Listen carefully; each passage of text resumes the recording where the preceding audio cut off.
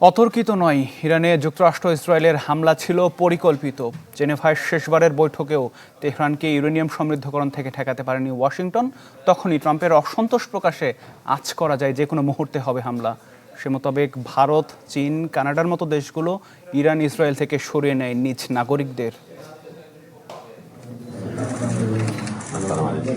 Uranium ইস্যুতে অতীতে বহুবার অমীমাংসিত বৈঠক করেছে যুক্তরাষ্ট্র ইরান। গেল সপ্তাহে জেনেভায় আবারও হয় দুপক্ষের আলোচনা, যেখানে ইরান আর ইউরেনিয়াম মজুত রাখবে না এমন সিদ্ধান্তের সুবাতাস দেন ওমানের পররাষ্ট্রমন্ত্রী বদর বিন হামাদ। এই ঘোষণার ঠিক কয়েক ঘন্টা পরই ইরানের বেশ কয়েকটি শহরে যৌথ হামলা চালায় যুক্তরাষ্ট্র ইসরায়েল। ঢালাইয়ের সেরা প্রিমিয়ার সিমেন্ট। ওমানের পররাষ্ট্রমন্ত্রীর বরাত বাদে বাকি সব গণমাধ্যম আর সূত্র বলছিল ভিন্ন কথা। বৃহস্পতিবার কোনো মীমাংসা ছাড়াই শেষ হয় বৈঠক।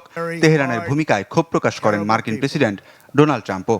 মার্কিন মিত্ররাও ইরান ইসরায়েল ছাড়ার পরামর্শ দেয় নাগরিকদের। তখনই আঁচ করা যায় যুক্তরাষ্ট্রের সামরিক অভিযান সময়ের ব্যাপার মাত্র। রাজনৈতিক বিশ্লেষকরা বলছেন অতর্কিত নয়, বরং পরিকল্পিত ছিল পুরো প্রক্রিয়া।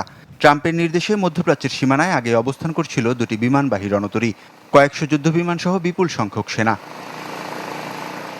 ইরান পারমাণবিক অস্ত্র তৈরি করছে এমন অভিযোগ থেকেই তেহরানের উপর চাপ বাড়ায় ওয়াশিংটন ও তার পশ্চিমা মিত্ররা। অভিযোগ ওঠে বোমা বানাতে ইউরেনিয়াম সমৃদ্ধের পথে হাঁটছে খামেনি প্রশাসন, যদিও তা অস্বীকার করে কেবল বেসামরিক পর্যায়েই ইউরেনিয়াম সমৃদ্ধের দাবি করে তেহরান। যুক্তরাষ্ট্র কিন্তু ইসরায়েল থেকে, তারপর হচ্ছে যে মধ্যপ্রাচ্যের ওদের অনেকগুলো যেখানে ঘাঁটি আছে, যেখানে যেমন হচ্ছে কাতার, ওখান থেকে কিন্তু ওদের এসেনশিয়াল পার্সোনাল ব্যতীত সকল মার্কিন নাগরিকদের কিন্তু ইভ্যাকুয়েট করে দিয়েছে। তার মানে এটা আন্দাজ করা যাচ্ছে যে যুক্তরাষ্ট্র কিন্তু আগে থেকেই জানতো যে স্ট্রাইকটা হবে। যুক্তরাষ্ট্র হামলা চালালে মধ্যপ্রাচ্যের মার্কিন ঘাঁটিগুলো ধ্বংস করার হুঁশিয়ারিও আগেই দিয়েছিলেন আয়াতুল্লাহ আলী খামেনি। শনিবার দুপুরে ঘটেও তাই।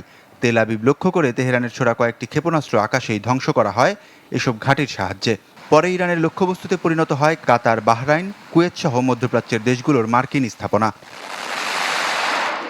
সমরবিদদের মতে মধ্যপ্রাচ্যে যুক্তরাষ্ট্রের একাধিক নৌ আর বিমান ঘাঁটি সক্রিয় থাকলে ইসরায়েলে পূর্ণমাত্রার হামলায় ব্যর্থ হবে তেহরান। যে কারণে প্রথমবারের মতো মধ্যপ্রাচ্যের 5 দেশে একযোগে হামলা চালায় ইরান।